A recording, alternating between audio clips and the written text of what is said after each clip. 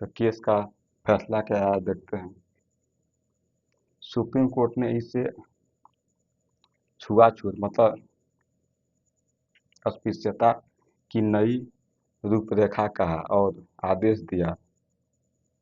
Supreme court उस समय बताया उस समय कि यह एक प्रकार का छुआछूत है यह, क्योंकि आप किसी को मंदिर में प्रवेश करने से अगर रोक रहे हैं आप, तो यह एक नई तरह की क्या है, यह विचारधारा है यह, जो कि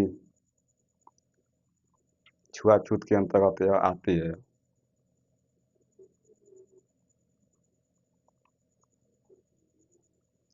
आती है।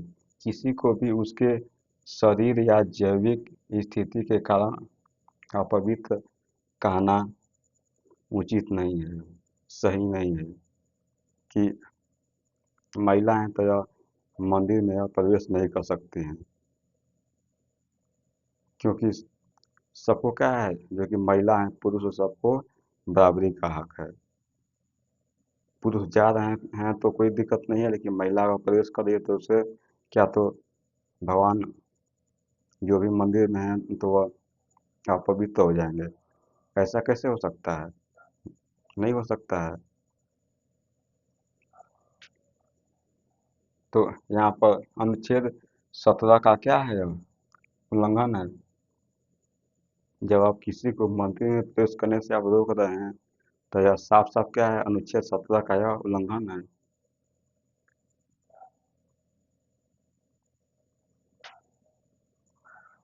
संदेश अगर देखते हैं तो अस्पृश्यता सिर्फ जाति नहीं, सोच का भेदभाव होता है। बात सही है। जैसा आप सोचते हैं वैसा आप देखते हैं।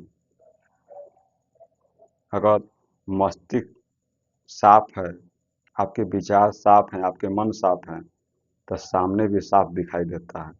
लेकिन जब मस्तिष्क में आपके गंदगी भरी हुई है तो सामने भी गंदगी दिखाई देती है। आगे देखते हैं, प्रक्रिया देख लेते हैं हम लोग।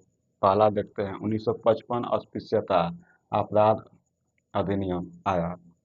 1955 में अस्पृश्यता अपराध अधिनियम बनाया गया। क्या था यह, अगर कोई व्यक्ति जाति के आधार पर किसी को मंदिर,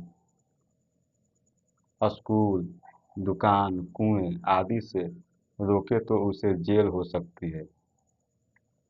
1955 में अस्पृश्यता अधिनियम लाया गया, जो कि यह बताता है कि अगर किसी व्यक्ति को मंदिर, कुएं या फिर दुकान पर या स्कूल में जाने से रोका जाता है। यहाँ पर देख सकते हैं, स्कूल, दुकान, कुएं आदि से रोके तो उससे क्या हो सकती है, जेल हो सकती है। अगर कोई व्यक्ति इसे रोकता है तो उसे क्या हो सकती है, जेल हो सकती है। साफ साफ समझ रहे होंगे आप। आगे देखते हैं, फिर दूसरा अधिनियम है। दूसरा क्या कहता है, यह पहला वाला 1955 में आया था, लेकिन यह दूसरा 1989 में आया।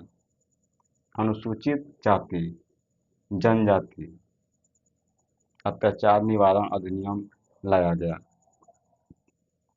यहाँ पर कहा जा रहा है कि अनुसूचित जाति हो, अनुसूचित जनजाति हो, उसके साथ अगर अत्याचार किया जा रहा है, उसके निवारण के लिए, मतलब उसके उत्थान के लिए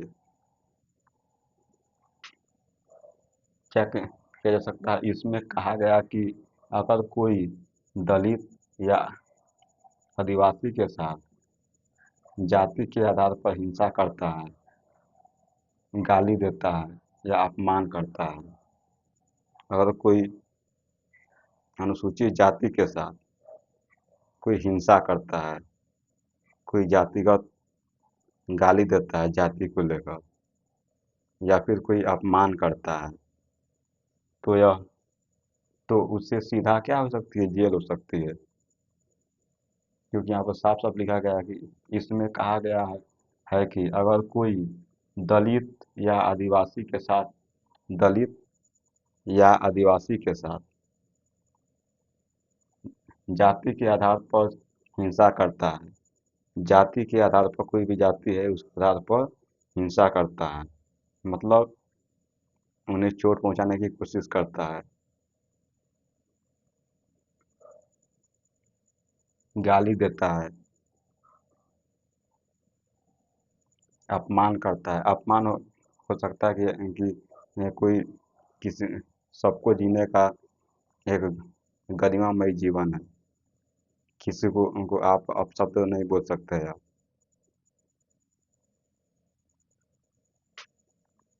तो उसे सीधा क्या हो सकती है, जेल हो सकती है उसको।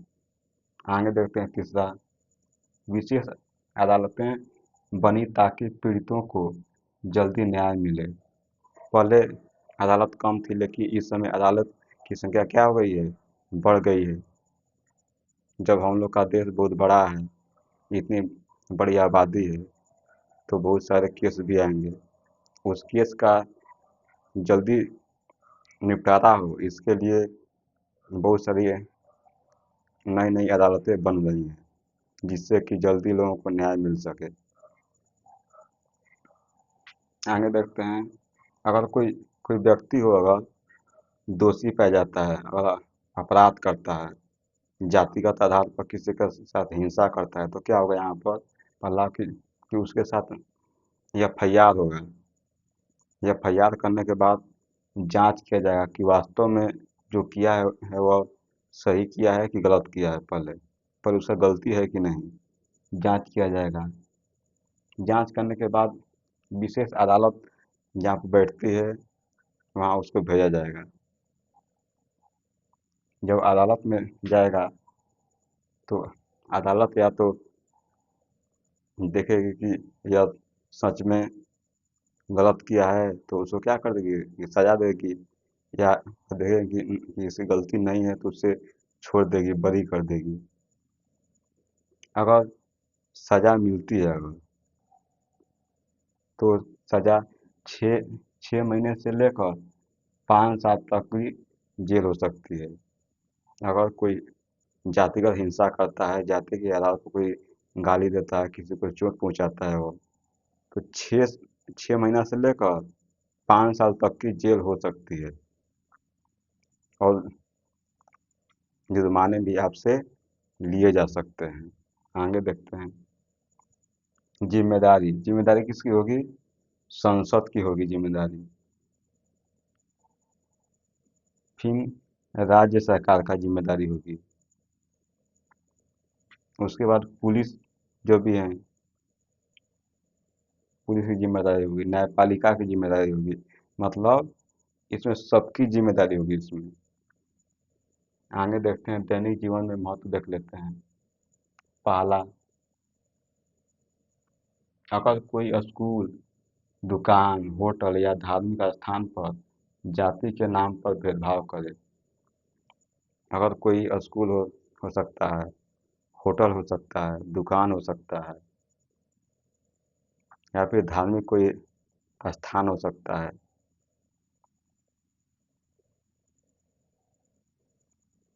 वहाँ पर जाति के आधार पर अगर आपके साथ भेदभाव किया जाता है तो क्या है, आप शिकायत कर सकते हैं आप, या फिर अनुच्छेद 32 के तहत आप डायरेक्ट सुप्रीम कोर्ट जा सकते हैं आप।